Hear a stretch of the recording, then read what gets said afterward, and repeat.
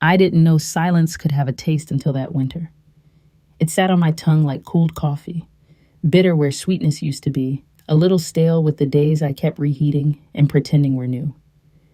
The house had that after midnight hush where even the refrigerator tried not to breathe too loud, and I was sitting by the window again, counting the lights in the building across from mine the way some people count sheep. Third floor left, the couple with the ficus that keeps leaning toward the glass. Fourth floor right, the woman who leaves her TV on until dawn.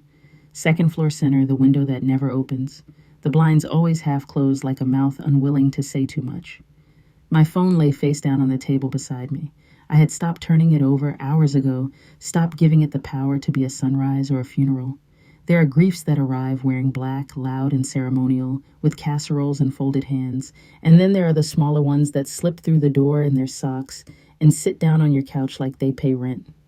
He belonged to the second kind, the kind that takes your favorite cup, your side of the bed, your laugh you use for special occasions, and calls them borrowed. 11 months, that's how long it had been since he told me I was the one. The words had sounded handmade then, stitched with his quiet voice and something like reverence. I held them up to the light the way you hold up lace, careful not to tear the delicate parts, convinced that if I was gentle enough, the pattern would last. I didn't know how quickly words could unravel when they were worn every day.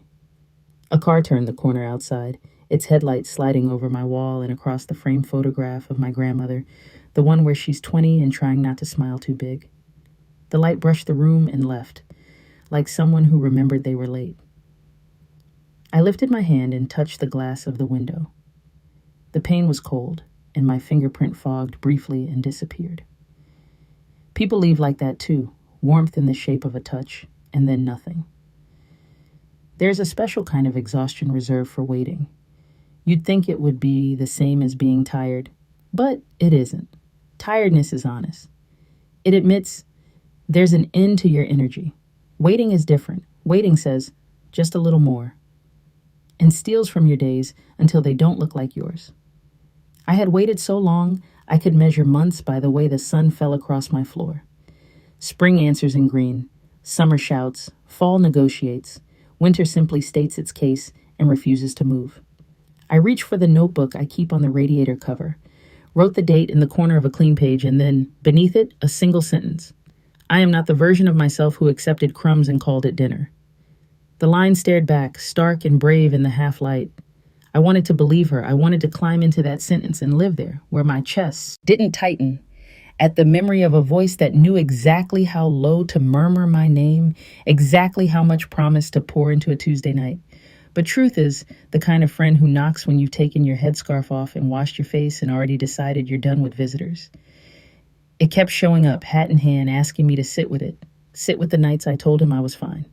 Sit with the mornings I learned to be grateful for almost. Sit with the way my body leaned toward my phone, the way sunflowers lean toward what feeds them. I pressed my palm against the notebook as if I could stop the page from turning on its own. Somewhere in the building, a door clicked. The elevator groaned. A man laughed, a quick bark that sounded like surprise.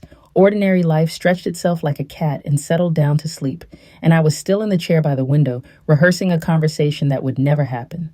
I didn't ask you to choose me. I wanted you to want to. The difference had lived in my throat like a stone. You start telling yourself little stories to make the big ones survivable. Maybe he's scared. Maybe love has its own calendar for him, one that doesn't sync with mine. Maybe the silence is thoughtful, not empty. I told myself so many maybes I could have built a city, street names and all. I would have called the main road later and the cul-de-sac almost home. There would be a small park named after a promise. The benches would be beautiful and uncomfortable. A wind pushed against the glass, and for a second, the whole window hummed. I remembered the first time he said it, that I was the one. Remembered the way he watched my face after, as if afraid he'd broken something fragile with the truth. I had nodded, simple and stunned, like someone who has been thirsty for so long they forgot what water tastes like. In that instant, the future rearranged itself. New places to hang coats, new names for the days. It's astonishing how a life can pivot on the hinge of a sentence. Enough, I said to the empty room, not loud, just definite.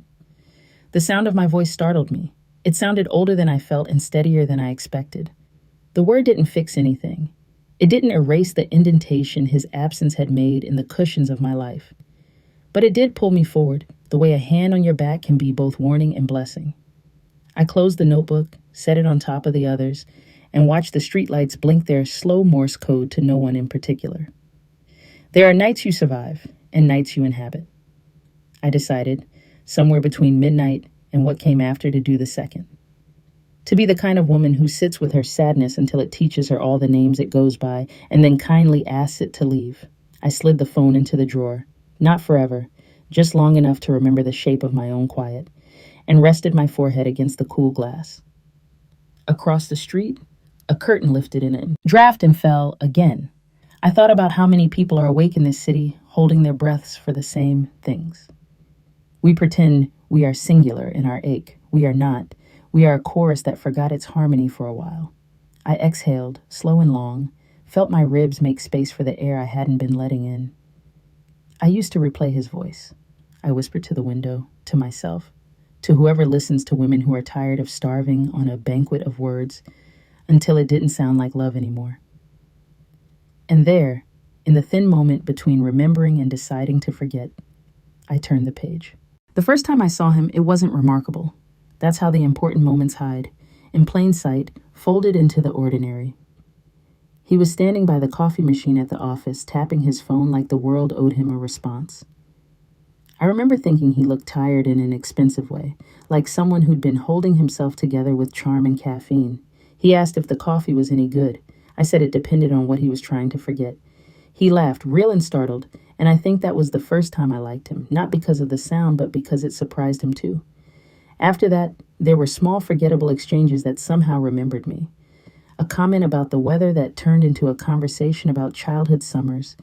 A missed elevator that became a shared walk down 6 flights of stairs. Little moments that stitched themselves together until they resembled something that felt safe. He wasn't the kind of man who declared things.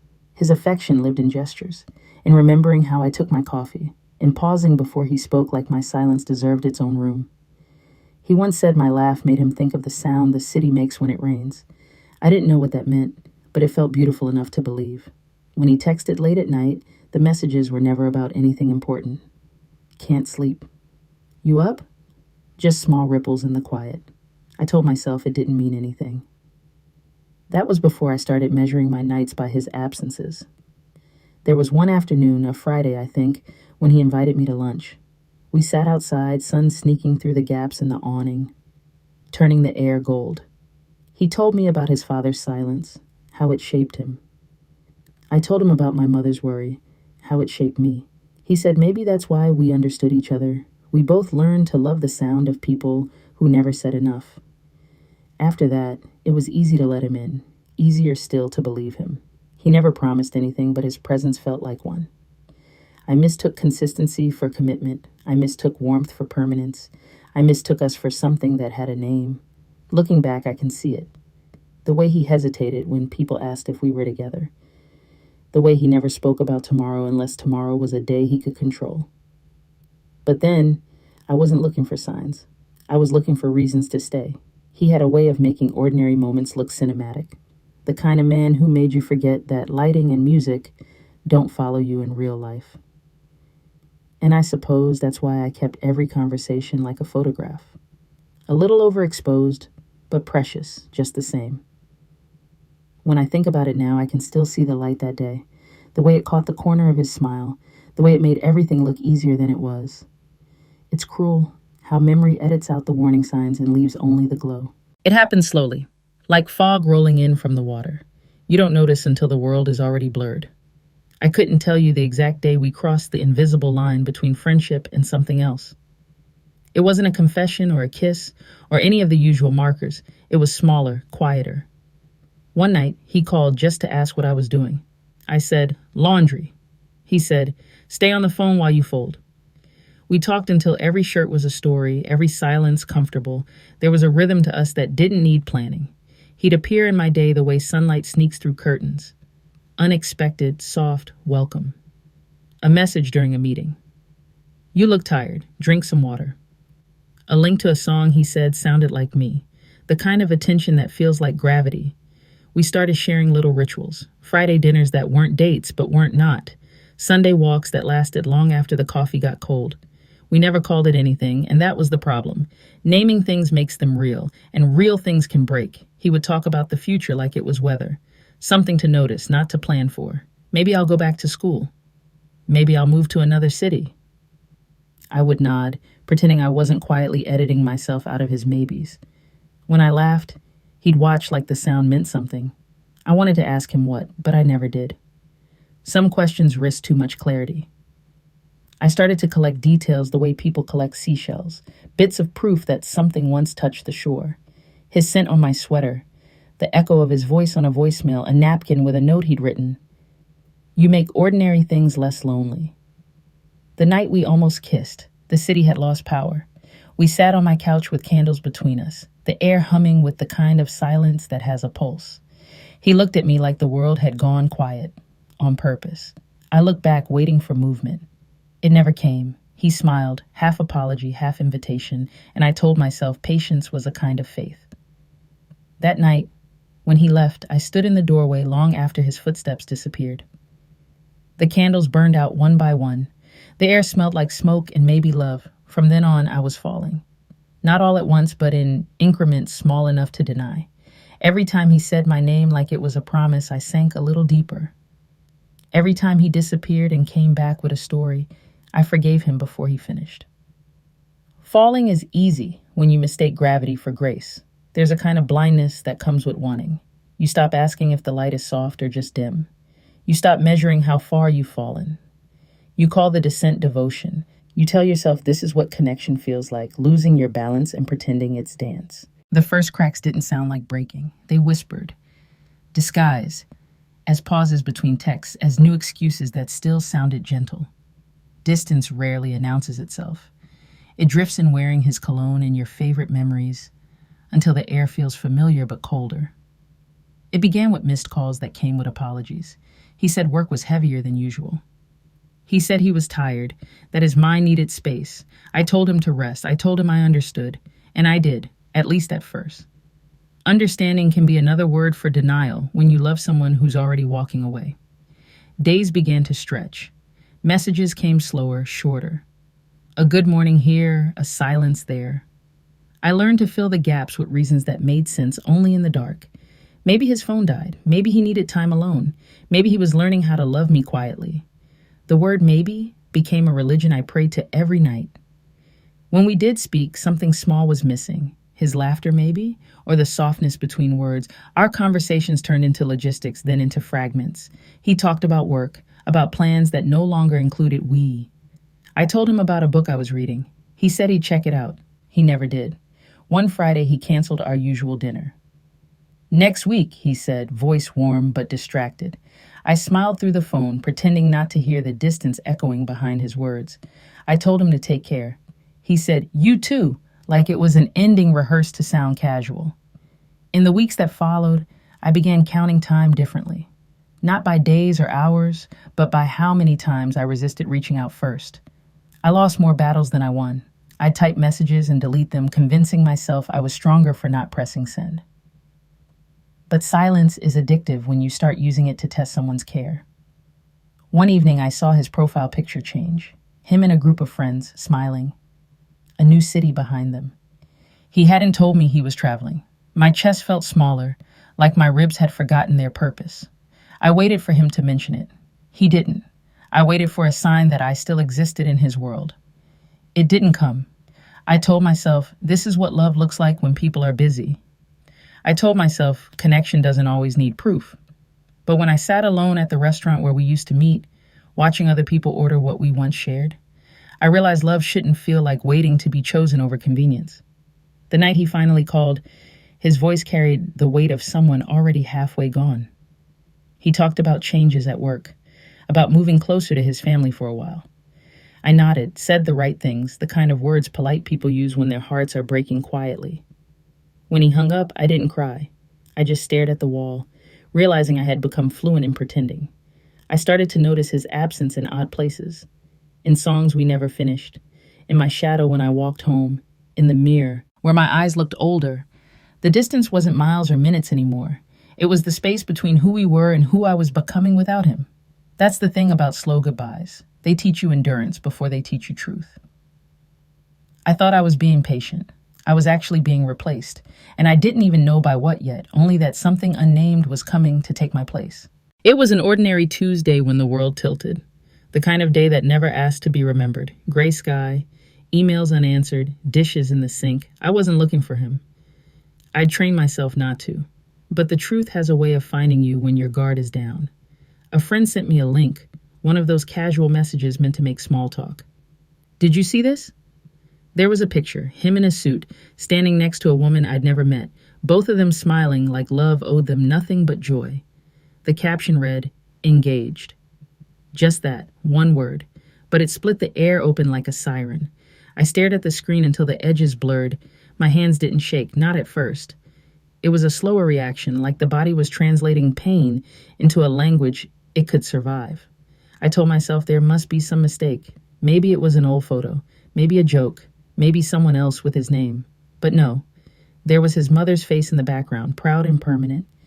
There was the watch I had given him for his birthday. It's strange how betrayal doesn't arrive as thunder, but as silence. I didn't scream. I didn't throw my phone. I just sat there, listening to the sound of my own heartbeat arguing with my disbelief. There are moments that split you, and you can feel the tear as it happens. One part of me stayed in that chair, still trying to reason with the picture.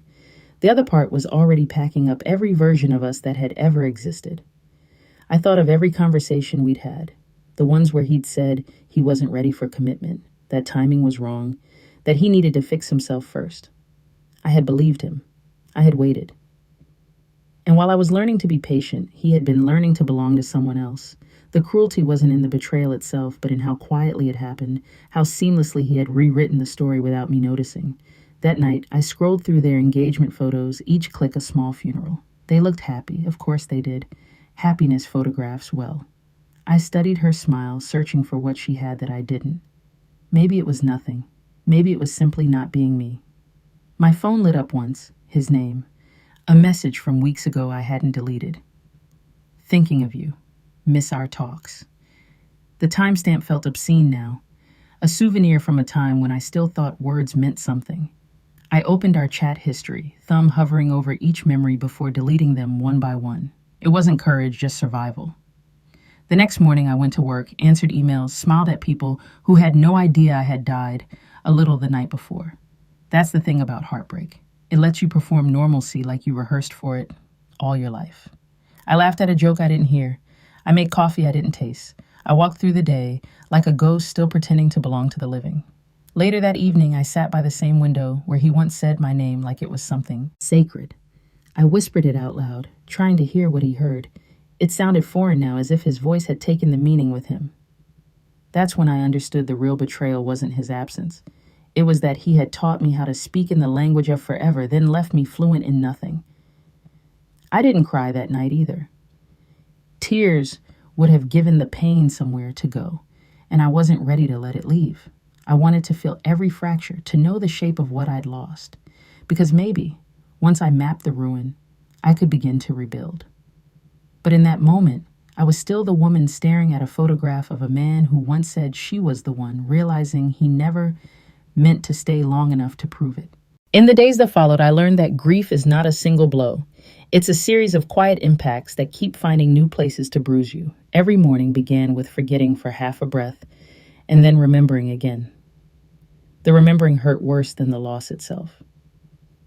I woke up to sunlight that didn't feel warm, to a bed that looked larger than it used to.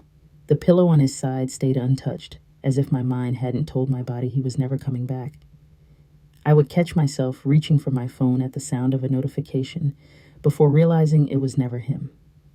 The reflex of hope is stubborn. It outlives reason by miles. Food lost its language. I'd stand in front of the fridge, unable to decide if hunger or emptiness weighed more. My apartment began to echo. Music was unbearable, too full of ghosts, yet silence was worse. I filled the spaces with TV murmurs, strangers' voices to distract from my own thoughts. But grief doesn't like being ignored. It waits until you run out of noise and then sits beside you, patient as a shadow. I started asking myself questions I couldn't answer. Was I naive or just kind? Did he ever mean it when he said I was the one? Or was that just what love sounds like before it expires?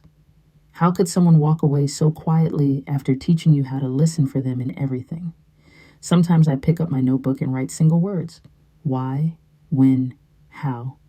I'd stare at them until they lost meaning, black letters melting into the page like spilled ink. I tried to write a letter to him once, not to send, just to purge. Halfway through, I realized I wasn't writing to him at all. I was writing to the version of myself that believed him. At work, my smile became a reflex, practiced and hollow. People said, "You seem tired." I nodded. I was tired. In every way a person can be tired. My coworkers talked about weekend plans, vacations, small victories. I nodded again, pretending the sound of other people's happiness didn't feel like a foreign language. Nights were the hardest. That's when his absence had a voice. The bed became a geography of memories. I could trace where he used to lie by how the mattress dipped. I would close my eyes and replay his laughter, the way he'd say my name, the pauses he filled with breathing instead of words. It's a dangerous thing, nostalgia. It edits pain out of the story, turns wounds into highlights. I tried to hate him. I really did. I listed all the lies, all the absences, all the quiet betrayals, but hatred requires energy, and heartbreak drains it. I realized I wasn't angry. I was hollow. Anger burns. Hollowness echoes. On the fifth night, I dreamt of him. Not the man he was, but the man I thought he'd be. In the dream, we were sitting in the same cafe where we used to talk about nothing and everything. He smiled, but the sound never reached me. When I woke up, my pillow was damp, but I couldn't tell if it was from tears or sweat. I sat upright, heart racing, realizing my mind was recycling him like oxygen. I started walking in the evenings, tracing streets we never shared.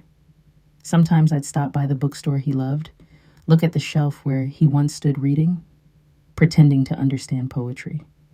Every corner of the city became a question mark. I thought moving through familiar spaces would numb the ache, but instead it stretched it thinner, wider, until everything reminded me of everything. One evening, I saw a couple arguing outside a restaurant. The woman's face was red with anger, the man's hands pleading. I should have looked away, but I couldn't. There was something about the rawness of it, the honesty of being seen breaking, that made me jealous. I had crumbled in silence. My heartbreak was neat, invisible, polite. I envied her rage. At least she had somewhere to put it. When I got home, I looked at my reflection in the mirror. My eyes were swollen, my hair uncombed. But the thing that startled me most was the recognition that I was still here. That even after being erased from someone else's story, I hadn't disappeared from my own. I touched the glass, tracing the outline of my face. "What did you learn?" I whispered to the woman staring back. The answer didn't come right away. It never does. Healing isn't a single revelation, it's a slow excavation. But that night, I wrote 3 words in my notebook before turning off the light. Still, here, anyway. Time didn't heal, it hushed. It dimmed the colors of things but never repainted them. Weeks passed like slow-moving clouds, each one heavy, carrying something that refused to fall. The days began to blur together, not in the chaos of grief but in the monotony that follows it. The strange quiet that comes after the storm has stolen everything worth breaking. At first, I mistook silence for emptiness. I thought it was punishment, the echo left behind after too many words went unanswered. But then slowly, I realized it was space. And space, though lonely, was merciful. It allowed me to breathe without permission again. I stopped checking my phone. The impulse didn't vanish overnight. It dimmed like a light bulb losing power. Each day, I looked at it less. Each night, I managed to fall asleep without needing the comfort of his ghost waiting behind a notification. The absence grew familiar, less like a wound and more like a scar. Still there, but quieter. I began a walk in the mornings now, not to chase anything, just to move. The city looked different in the early hours. Everything was slower, softer. I passed the same cafe we used to visit. The barista still smiled at me out of habit. Asked if I wanted his usual. I said no. For the first time, it didn't ache. I ordered something new. A small act of rebellion dressed as coffee. My friends started calling again. They had learned to stop asking about him, and I had learned to stop bringing him up. We talked about movies, about work, about the mundane parts of life that used to bore me. I didn't realize how comforting ordinary conversations could be until then. Sometimes healing is hidden in small talk. I picked up my old hobbies again. reading, cooking, writing lines that didn't end with heartbreak. I filled my apartment with the smell of garlic and rosemary instead of grief. I changed the sheets, moved the furniture. Rearranging space felt like rearranging memory. The corner where I once waited for his call became the place I kept a new plant. It leaned toward the light even when I forgot to water it. I took that as a lesson. There were still bad days, of course. Days when I wake up and feel the ache settle behind my ribs like a ghost refusing eviction. But even those days began to soften. I learned to let the sadness sit beside me without offering it tea. I learned that peace doesn't mean forgetting. It means remembering without collapsing. One evening, while folding laundry, I found his old sweatshirt buried at the back of my closet. I held it up, half expecting it to smell like him. It didn't. It just smelled like time. I stood there for a moment, then placed it in a donation bag. Some things don't need closure. They just need to leave your house. In the quiet that followed, I began to notice myself again. The way I hummed while washing dishes. The way my shoulders relaxed when I stopped performing strength. I had become a stranger to my own softness, and now I was learning her name again. Silence, I realized, wasn't the absence of love. It was the space it left behind for something truer to grow. And for the first time in months, when I looked out the window, the view didn't remind me of loss. It reminded me of possibility. Healing didn't arrive like sunrise. It came in fragments, a laugh I didn't force, a night I slept without dreams, a morning where I woke up and didn't think of him first. The silence that once felt unbearable had become a companion, and in that stillness I started to recognize the sound of my own life returning. It happened on a Sunday, the kind of day that smelled like fresh rain and second chances. I was at my desk, half listening to the hum of the city outside, when my phone lit up with his name. For a moment, my body forgot what year it was. The recognition hit me like deja vu, sharp and electric, as if time had looped back just to test my strength. I didn't answer right away. I watched the screen pulse, the letters of his name glowing and fading. A heartbeat I no longer wanted to sync with. My fingers hovered over the phone, caught between muscle memory and self-respect. By the fourth ring, curiosity won. I told myself I wanted closure. Maybe I just wanted proof that I didn't need it anymore. His voice was softer than I remembered, hesitant, rehearsed. "Hey," he said, like the months between us had been a misunderstanding, not a lifetime. I didn't respond. I let the silence stretch until he filled it. "I just wanted to see how you've been." There it was, the line people use when what they really mean is, "I want to know if you're still hurting." I took a breath. My heart didn't race the way it used to. It just beat steady and uninterested. "I've been fine," I said. And it was true in the way that truth can be simple and still carry weight. He talked about his new job, his new apartment, his new life. He didn't mention her, and I didn't ask. There's a particular cruelty in pretending the past is polite conversation, but I let him talk. Every word he spoke built a wall I no longer needed to climb. When he paused, expecting something, maybe nostalgia, maybe forgiveness, I gave him neither. "Why are you calling?" I asked. My voice didn't shake. He sighed, and for a second I could hear the man he used to be, the one who knew how to make silence sound like comfort. "I don't know," he said. "I guess I just miss us." Us, the smallest, most dangerous word. It holds everything and nothing at the same time. I wanted to laugh, but it came out as breath. "You don't miss us," I said quietly. "You miss being someone I believed in." The line went still. For a heartbeat, neither of us spoke. Then he whispered, "You're right." There was something freeing about that, hearing him admit what I had already survived. I thought I would feel triumphant, but what I felt instead was relief. Not the kind that comes from winning, but the kind that comes from finally putting down something heavy. He asked if we could meet. "Just coffee," he said, as if that word hadn't ruined me once before. I looked out the window. The rain had stopped, and sunlight was breaking through the clouds in thin, forgiving lines. "No," I said, "there's nothing left to talk about." He tried to argue gently, his tone familiar, coaxing, but I'd learned the difference between persuasion and care. "I hope you're happy," I said. It wasn't a blessing or a curse, just a fact I wanted to release into the world. "I am," he said, "and I hope you are too." I smiled. "I am." And for the first time, I didn't need him to believe it for it to be true. After the call ended, I sat there for a long time, phone still warm in my hand. The silence that followed wasn't empty, it was earned. I realized closure doesn't arrive as an apology or explanation. It comes when you no longer wait for either. I stood, walked to the window, and opened it. The air smelled clean, washed. Somewhere below, people were laughing, living, moving forward. I watched the sky shift from gray to gold, the world quietly resetting itself. I whispered into the open air, not for him, but for me. Some doors don't need to slam, they just close. Then I closed the window, turned off my phone, and let the rest of the day happen without him. The days after his call felt different, lighter, not because the pain was gone, but because it no longer demanded explanation.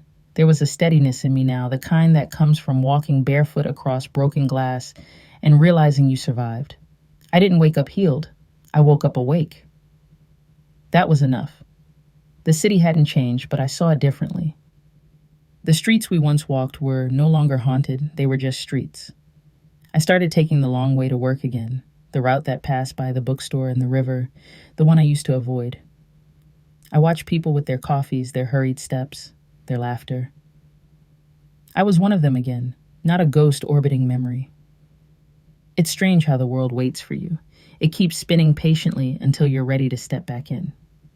One evening while cleaning, I found a letter I'd written months ago and never sent. It began with "I miss you" and ended with "Please come back." I read it once, twice, then folded it carefully and placed it in the trash. Not in anger, just release. I didn't need to rewrite it. I had already lived its ending.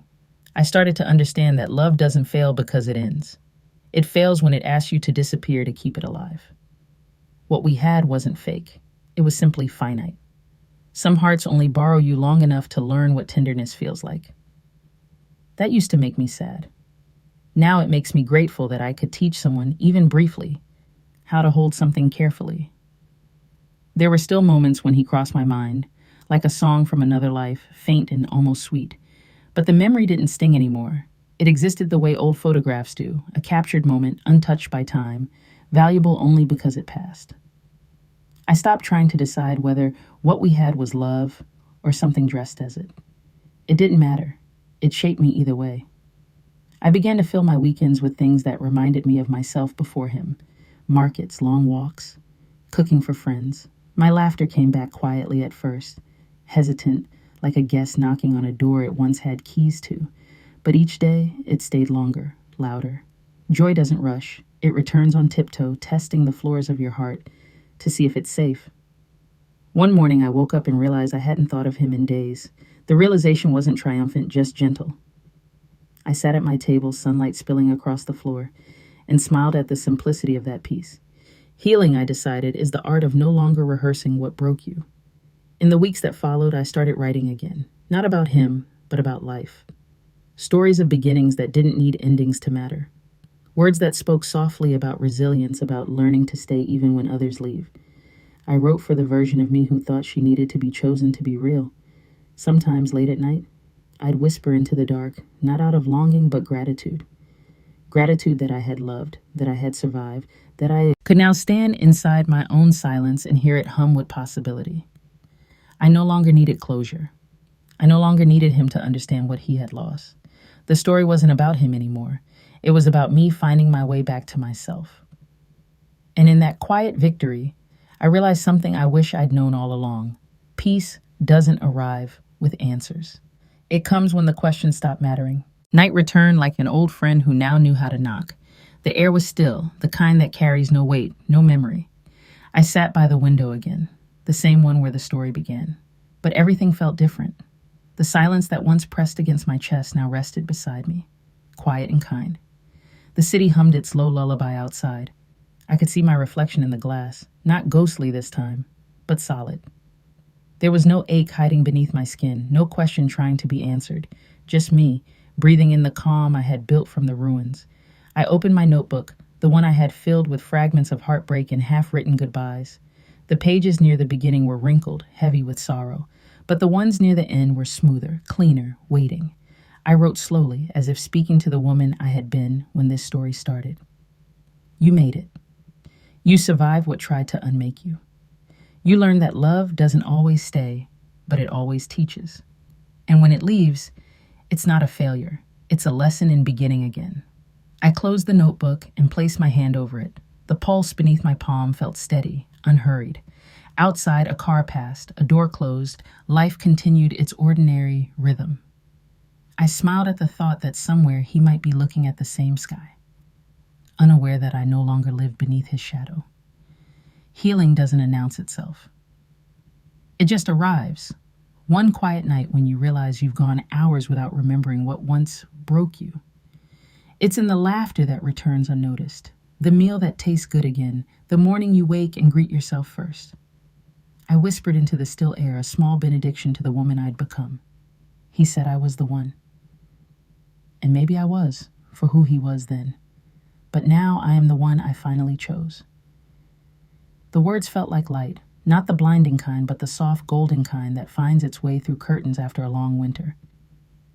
I stayed there a while, listening to the world breathe.